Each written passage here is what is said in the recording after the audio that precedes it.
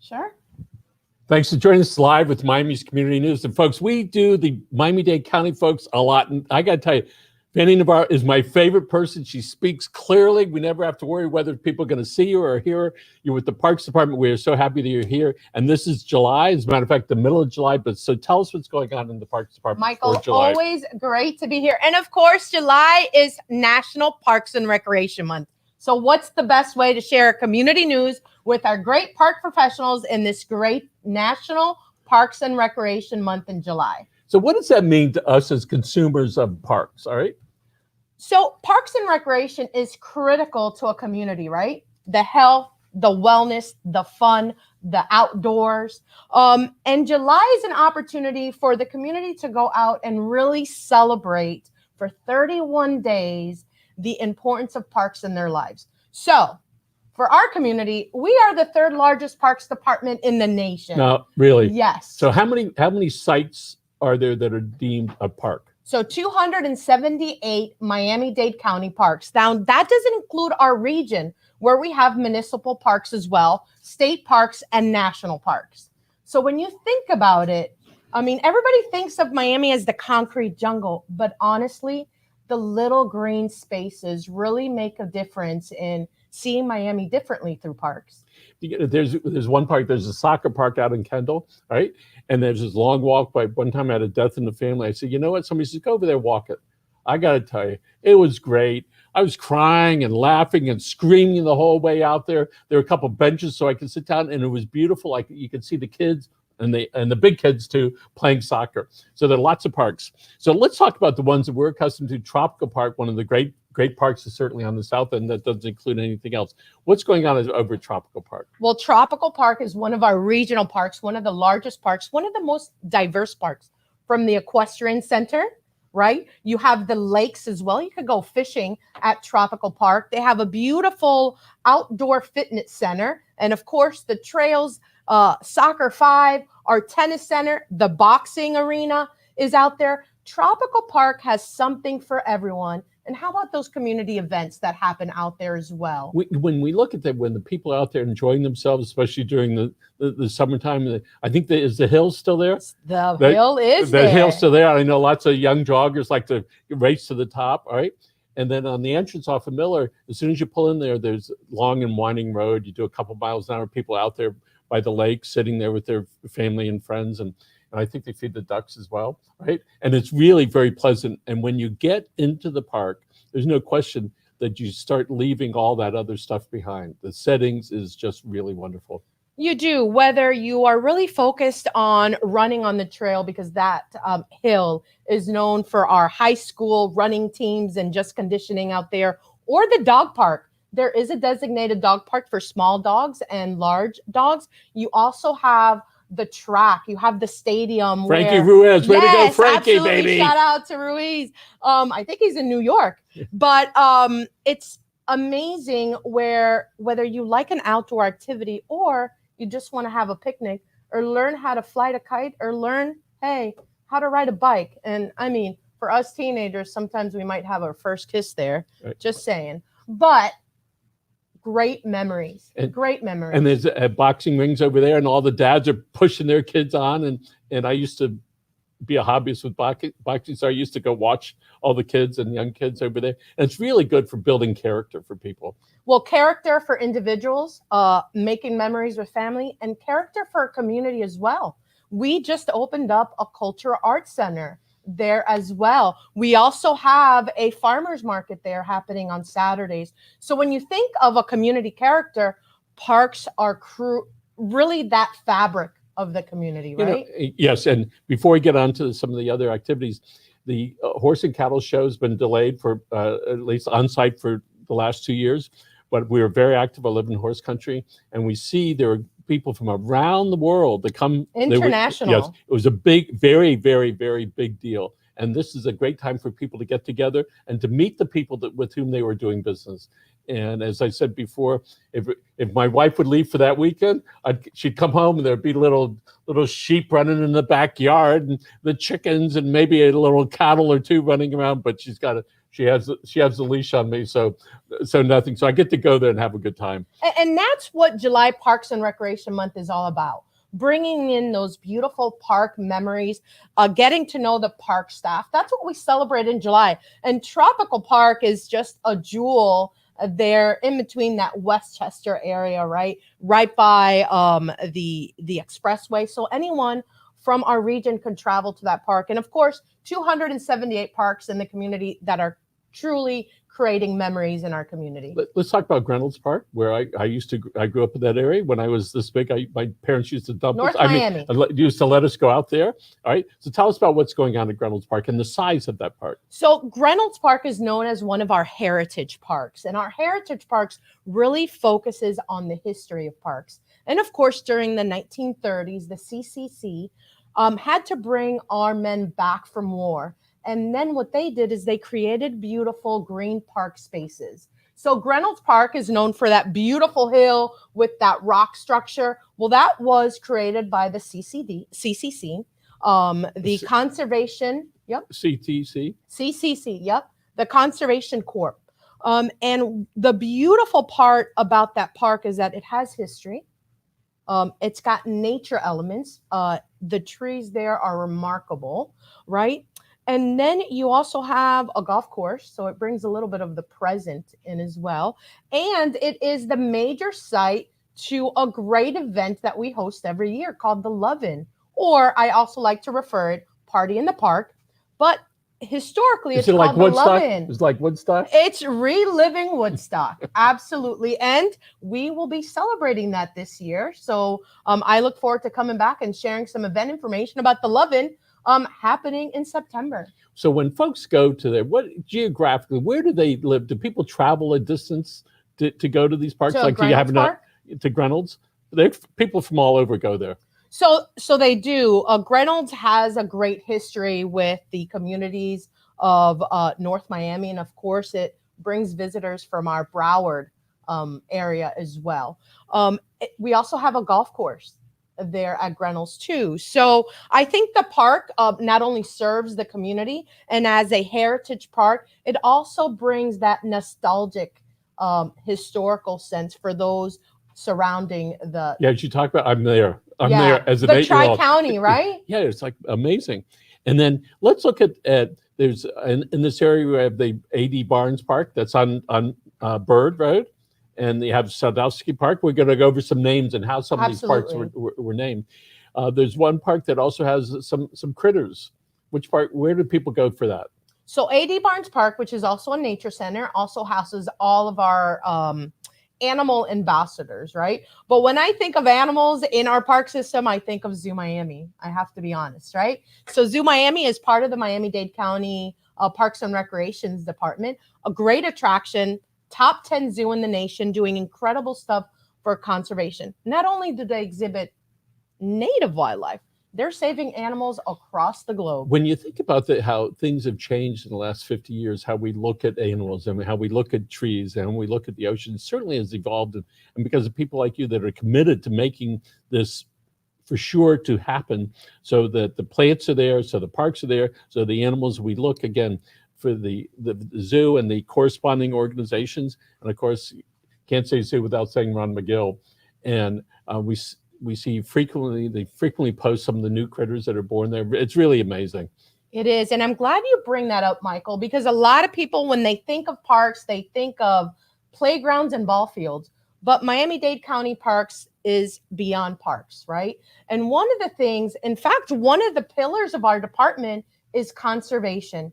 Conserving the green spaces, making sure we connect communities through blueways and greenways, and of course, water and wildlife, right? And of course, that includes the air. And how important are the trees, right? The trees in our park where, when we are resting, those trees are cleaning our air. So I'm glad you brought it up that, through the world efforts of Zoo Miami to the local nature centers, to the Deering Estate, or our coastal beaches and parks. Parks are resilient. Park focuses on conservation, aside from all the other great memories that you mentioned, yes. Right? So let's talk about Crandon, all right? and how the beaches stay clean. How does that work? By your park professionals. That's very unique when it comes to a park department, but our Miami-Dade County Park Departments does maintain about 18 miles of beaches, also across our municipalities as well, and we work very close together to keep our beaches clean and safe. And of course, we are also the permit holders for the Sea Turtle Conservation Program that happens March to October. So, and you mentioned Crandon Park. This year we celebrate 75 years of Crandon Park. Amazing. So, I want to thank the Mathesons, right, for doing that. Very right? important. They are park preservationists, really. When I think of the Matheson family, they were visionary in understanding that parks preserve and conserve the natural resources that this great city offers. So one of the things that certainly become introspective between the pandemic and then, of course, Surfside, and you look at it and say, okay, so if you go to the beach and you look down and you go, well, there's a bottle that's there on the beach. Isn't that terrible that somebody left that there?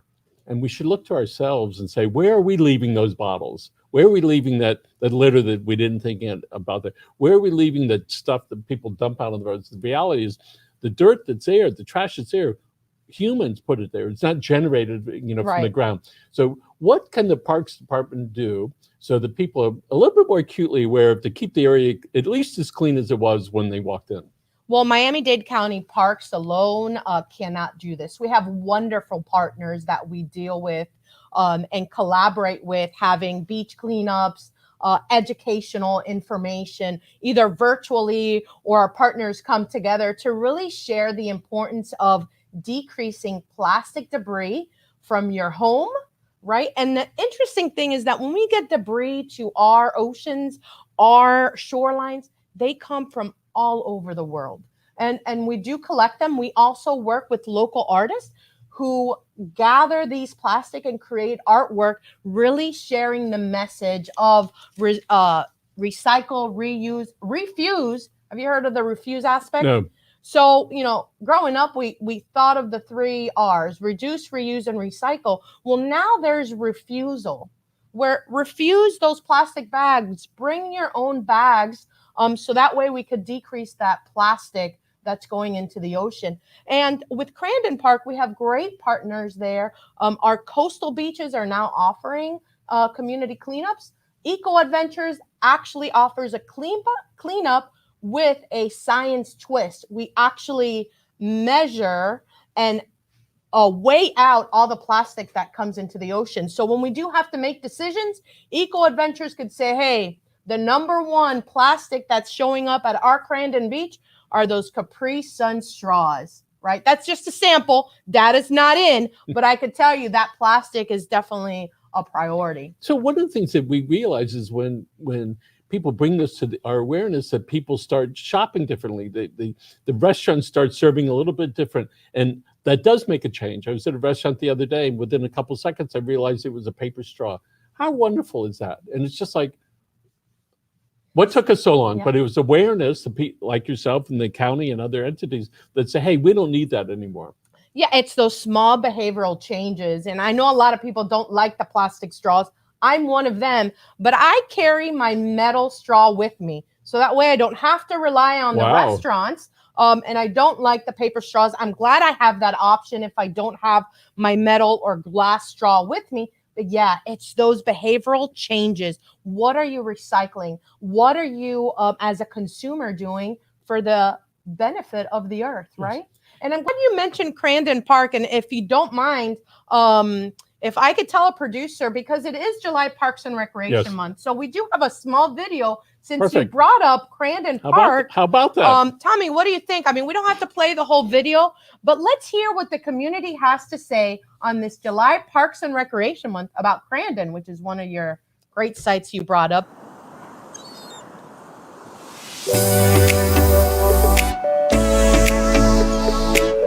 Hi, my name is Julie. Hola, mi nombre es Ruth Watts. Hi, my name is Leilani and this is Sebastian. And why we love Crandon Park is because it's just a beautiful place to be. A mí me gusta este parque porque es uno de los parques originales de hace muchos años. Siempre había un picnic aquí todos los años y se llenaba aquí con mucha gente en aquellos tiempos. Todavía sigue el parque aquí activo. Gracias. My family and I have been renting a cabana here for 8 years, and we love to come here with our family and friends because it's quiet, there's beautiful palm trees, and my children like to play. This is Ellie, and she... So I like it because I like making stuff out of sand. Like right now, we're making a little sand city for ants, and I put a piece of watermelon in it. Hola, mi nombre es María Vicario y ¿por qué me gusta Crandon Park? Me parece que tiene la mejor pista para patinar. Me encanta estar al lado de la playa siempre. The reason I love Crandon Park is it's super relaxing, right outside the city, so it's a perfect destination. Hi, my name is Theo, and my first words were here, and they were peacock running silly. Hi, my name is Mug, and I like coming to the Crandon Beach because I like playing with my friends and building sandcastles like over there. Hi, my name is Karis. I have been going to the Crandon for a long time. When my brother was first born, we needed a place that we could go and enjoy the beach, but we don't wanted to get sunburned, so we came to cabanas. And this has been the home of so many amazing memories. I learned how to roller skate in this area. I would roller skate in the abandoned zoo here and on the roller skating rink. And it's really just so amazing how much history is here of Miami, how many stories people have to tell. Hola, mi nombre es Karina Zárate. Hola, mi nombre es Dayana Carrasco. Bueno, ¿por qué nos gusta Crandon Park? Nos gusta porque es un lugar bastante tranquilo, muy relajado. No tan concurrido. Es un ambiente para pasar un rato, bien sea para tomar el sol, hacer un buen picnic y relajarnos. Great.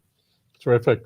So, I mean, you get to see it in Parks and Recreation Month this July. We want to hear from you. We want to hear your community stories, the memories you've made. So I'm going to show you, and if the producers, you could just pop up how the community could share their stories on social media with the Miami-Dade County Parks Department. So as part of a National Parks and Recreation Month, you are able to send in videos or testimonials with a hashtag, hashtag our park and recreation story. I also want to warn you, we have park employees who are visiting parks that might ask you if you want to share your story on the mic, and you might end up at our social media at Miami-Dade Parks. So share your stories, your testimonials, meet your park staff. Let them know this July that we appreciate the work that they do, from their programming to keeping the parks beautiful, programming from health to camp. We've got summer camp going on. And where would the camps be? So we have several camps across the county, reduced capacity because of COVID, but they're all doing very well. I do have to say almost every Monday is like a Monday like today at parks, raining and indoors. And I congratulate the park campers and the staff and our summer seasonal, because if you go to a park today that has camp, you're going to meet some of our seasonal staff. Believe it or not, some of them are year-round teachers that come and work for Miami-Dade Parks during the summer. So July is a great opportunity to really meet your staff there at the park, and of course, enjoy the park and send your stories in. I look forward to it. And I've seen some billboards for the Parks Department. What is the web address that people can go to start their journey? So the general county website is www.miami-dadecounty.gov/parks. That's the general one. But we do have, and those billboards you're talking about, is Park Link. Park Link is your one stop to find out what activities are available, if shelters are available, where you could register for summer camp, get your tickets to special events. But you have to create an account. Once you create an account, you could register and even create your memories by spending a day at the shelter. So let's talk about the connection that I feel, and I hope a lot of people do, feeling more connected to county government recently, meaning the last couple of years than ever before. Is there something that's going on from the county to we call them customers, all right, but to the residents here? Or is it just we're just becoming a little bit more aware of it? I think definitely we're becoming more aware of it. I also think that our community has identified the county as a leader in the services that we provide. And there is a human element to that service, right? Myself, I work for the county, but I also receive the services, and we truly value that. During the pandemic and during the Surfside, the county has really taken on the lead, and not only locally, but our mayor has really been in the forefront internationally with Surfside and really showing the world that our community is a fabric of the entire world. And knowing that the county is in the forefront of that, I think has really brought awareness of the importance of the South Florida community. So here's what we talked about. When I looked at 9/11, then all of a sudden we became acutely aware of the firefighters and proud moments for all of us amongst that tragedy that was there. And that's when I think a lot of people started looking at firemen and policemen a little bit differently. And certainly in the pandemic, it was first responders. And those are the people that are wearing a uniform for our police. And the respect that I think that I'm seeing today for firemen and police and for county employees is a whole lot different than 10 or 15 years ago. This is not to dissuade people from understanding the people that were at the doctor's office that we're serving, and in the grocery stores and those delivery people. And our respect for people is certainly elevated a lot, it seems, in the last 15 months, but it's taken 40 years plus 15 months. And as we look at what's happened at Surfside, and we can look the job of being the great connector that this government, in particular that our Mayor Cava has done, and being there for those people, right, and trying to walk them through this process, I got to tell you, it's really been untouchable. The kind of compassion that this government has shown. And I look to the firefighters and the policemen out there going through each and every piece, looking for any remnants of whatever they might look for, and understanding the respect that they have to have for that stuff that's there, all right? We just had Rabbi Yossi Harlig here a while ago. I'm still feeling a little emotional about that, who's been there and explaining that process. And I look at the folks from Animal Services. Oh my goodness, all right? If I was to blank out the last 5 years, I would flash on animal control and the way that the perception about the county, and people are always fighting the county. Right. And now it's very supportive, and there are a lot of groups that support these type of efforts. So my hat's off to the county, and particularly people that are conservationists and trying to make our lives better. So, and you're certainly part of that, you and your team. So my hat's off to you for that. Let's talk about the names on some of the parks, all right? The first one that we have here is a former legislator. So let's talk about him. Yes, so Bill Sadowsky, Park Preserve and Nature Center. So I'm honored that they were featured in our ePark Life, which is a monthly subscription that you could be a part of. And it is one of my nature centers that was featured. And it's interesting.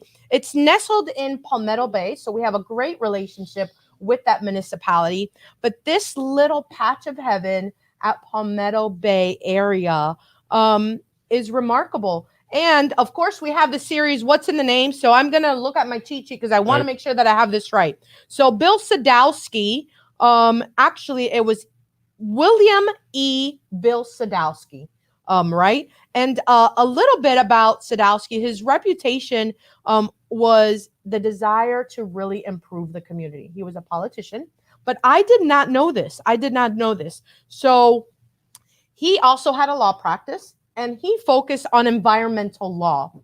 How great that Miami-Dade County Parks named this nature center, who also houses the animal ambassadors, wildlife, and always has programming on water, named after Bill Sadowsky, who really focused on environmental law.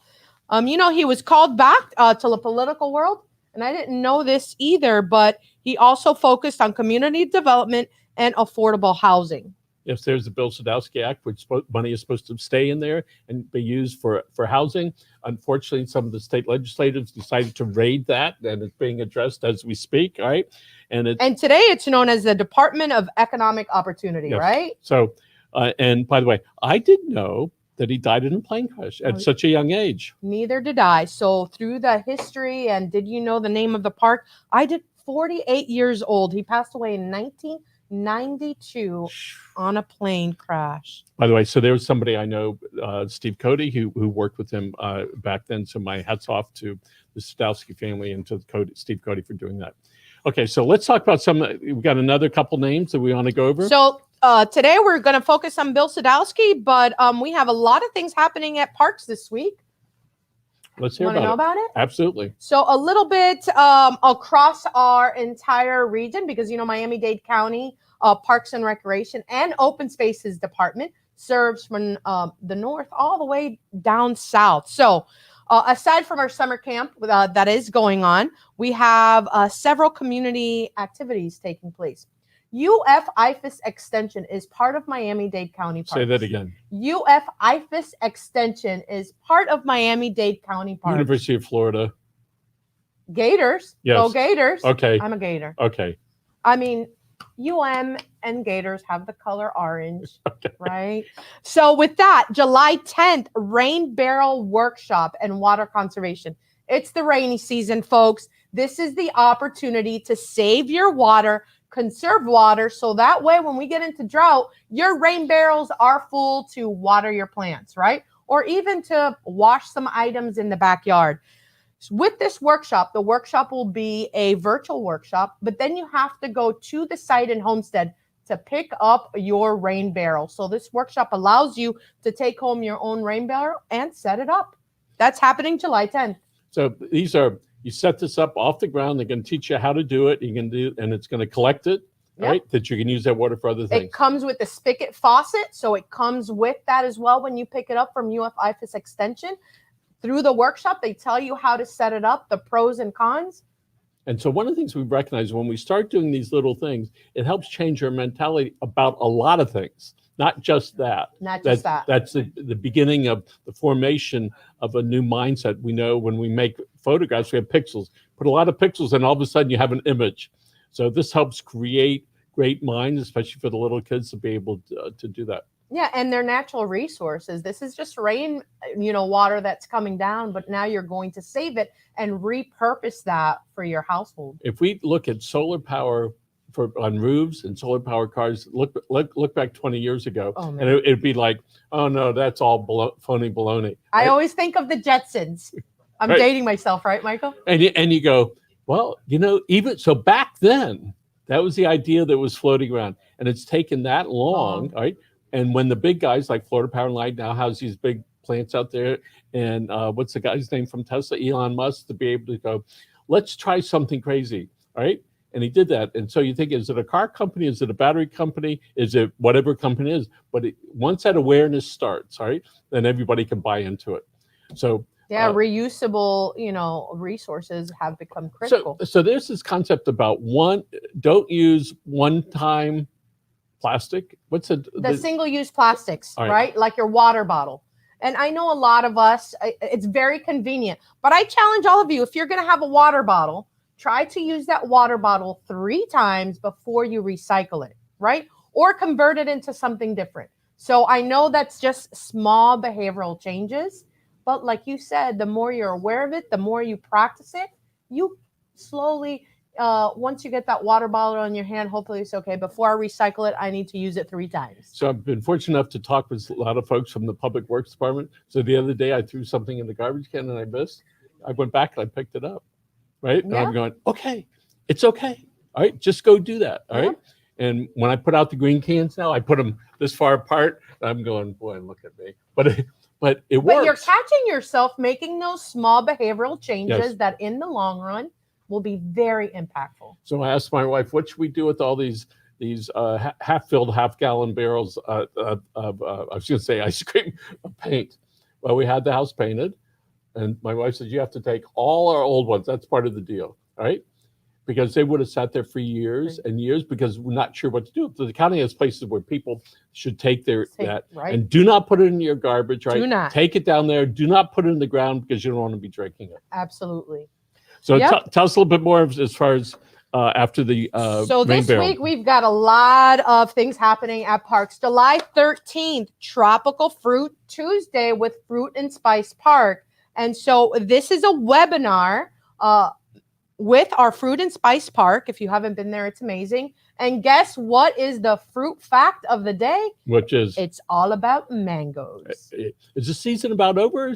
I'm not sure if it's about over, but I know it's like mango mania madness. Oh, so we're ready to rock. When you drive by, you see the mango trees just full of mangoes. And Fruit and Spice Park is going to share with you through this webinar what plants to select. There's so many species, where they should be planted, and when it's time to harvest, you could have it as a fruit or a smoothie, or just chop some pieces into your salad. Do you have like butterfly plant seminars?